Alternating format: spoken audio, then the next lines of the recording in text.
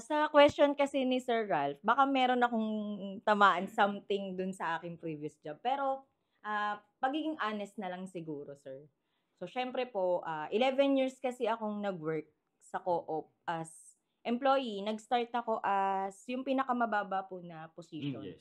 And year 2020 po, 2020, 2021. So, na-assign ako as assistant manager, parang gano'n po. Acting manager siya. Mm. So, yung acting, sir, tumagal ng 2 years eh. So, Okey. hindi ko alam kung hanggang kailan yung acting na yun. Baka Oo. mamaya naging overacting na po ako as Oo. manager. So, to cut the story short, sir, nakaramdam po ako ng pagpapaasa. And Mm. sa dami ng in-effort ko, hindi po ako nakaramdam ng appreciation. So, parang sa akin, sir, hindi naman talaga ako laging sa pera eh. Um, Mhm. Ako kasi simpleng thank you lang or siguro kung na-appreciate man sana nila yung trabaho ko, siguro Oo. ni-regular nila ako. Pero Okey. hindi nila kasi ako ni-regular. Mhm. And ang tingin ko pa nun, parang nawalan din ako ng tiwala sa sarili ko. Kasi wala ngang nagtitiwala sa akin eh. So, Mhm. yun yung pakiramdam ko. So, parang na-degrade po yung pagkatao ko. Okey. Then, that time naman po na nag-iisip-isip na ako, naalala ko po na nakapag-chat po ako sa inyo 2 years before. Mhm. And 2 years before po kasi no, nag-financial advisor ako. So, mas nauna ko kasi nag-Sun Life agent bago ako naging real estate.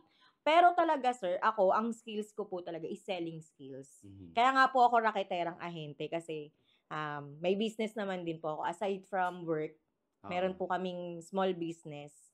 And 11 years na rin naman po siya nagraran. And since elementary school, sir, parang talagang nagbebenta na yung ano ko. So, ako sir naniniwala ako na yung future ko nasa pagbebenta, Mhm. nasa sales. Though syempre yung natutunan ko naman po sa pagiging empleyado ko sa pagiging ano ko sa co-op, hindi po yun matutumbasan talaga ng pera kasi andun din naman yung purpose ko na makatulong ako sa mga miyembro. Pero at the end of the day, uuwi ako ng I feel so ano, ah, parang exhausted, drained, Aha. tapos toxic. Parang nadadala ko siya sa bahay. Mm. And parang sa akin, parang sa loob-loob ko, ang lapit lang ng bahay ko, sir, 7 PM pa ako umuuwi sa amin. So Pero at parang, least well compensated ka naman? hindi ko masasabi, sir, na well compensated. Mhm. Kasi kung well compensated ako, di sana, sir, di ako naghahanap ng ibang racket. Mhm. Pero naghahanap ako ng ibang racket. And ang kaibahan pa sa kanila, sir, parang ayaw din nila makitang mag-grow yung employees nila. So parang pati yung Facebook ko pinakikialaman na. Mm. From the ano na, hindi ka loyal sa work kasi sa Facebook mo ganito yung mga pinagpo-post mo. Parang para sa akin, parang napaka-personal naman na pati yung personal na buhay pinakikialaman nila. So Mm. para sa akin, sabi ko nun, paano na ako? Paano na yung pamilya ko? Paano na yung pangarap ko kung titigilan ko 'to? So, kung pinipigilan niyo lang din naman ako, Mm. better na sugal ko na lang talaga na mag full-time. At hindi naman po ako nagsisi kasi though hindi pa sapat yung financial freedom sa ngayon, nakikita ko future ako mag-isip, sir, na hindi titigil yung ano ko na hanggang dito lang ako, eh. Mm. Kumbaga, dito ko na nakikita yung sarili ko na mag-go-grow ako. Do'n kasi sir parang naramdaman ko yung parang sumasama na rin yung ugali ko. Okey. Sorry sorry sa salita pero talaga pong gano'n yung actually kung hindi po ako sinuportahan ng asawa ko, wala pa rin din akong pake. Kumbaga tutuloy ko pa rin yung Mm. early retirement ko. Kahit na maliit pa lang yung na-save ko or maliit pa lang yung ano ko, sumugal na lang po ako na mag full-time sa inyo as real Mm. estate agent. Dahil marami akong nakita na Oo. sa mga nababasa natin, sir, yun nga yung pagbabasa. Oo. Pagbabasa ng Bible, 'di po ako dati nagbabasa ng Bible sa totoo lang. Tapos yung routine, yung may daily success winning habits natin, sir.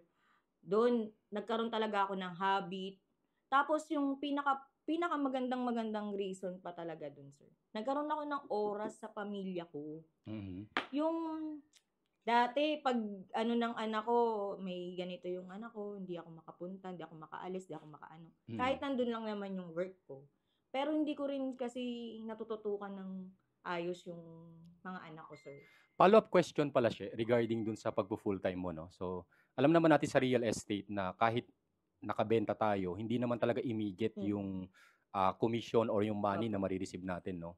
How do you sustain yung basic needs ninyo para ano, para, ma-maintain mo na full-time ka pa rin sa real estate?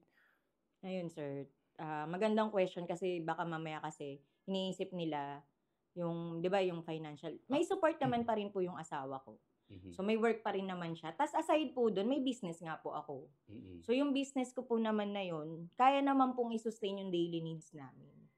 So kaya hindi ko rin naman yun binitawan. Oo. Yun lang din naman siguro yung naging, deciding Deciding factor. factor na hindi Opo. magugutom yung pamilya. Opo. Oo, Kasi kung wala siguro akong business, sir, wala siguro rat race oo, na na mag-e-employed ka sa iba mag-i-em muna tapos ipa-part-time mo lang 'no? siguro sir, same pa din maghahanap Oo, lang ako ng ibang work. Pero iniisip ko din, eh, kasi medyo may edad na rin po ako, paano kung hindi rin naman ako tanggapin?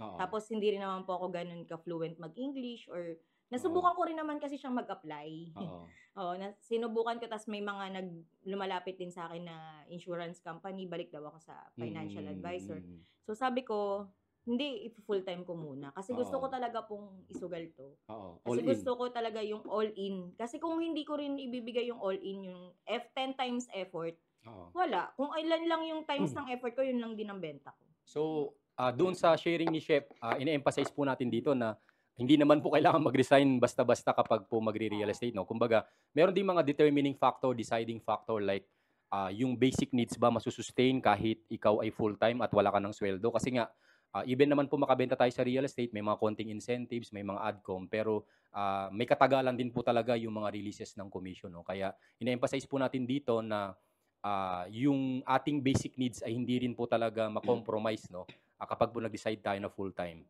So 'yun, thank you for sharing, She, at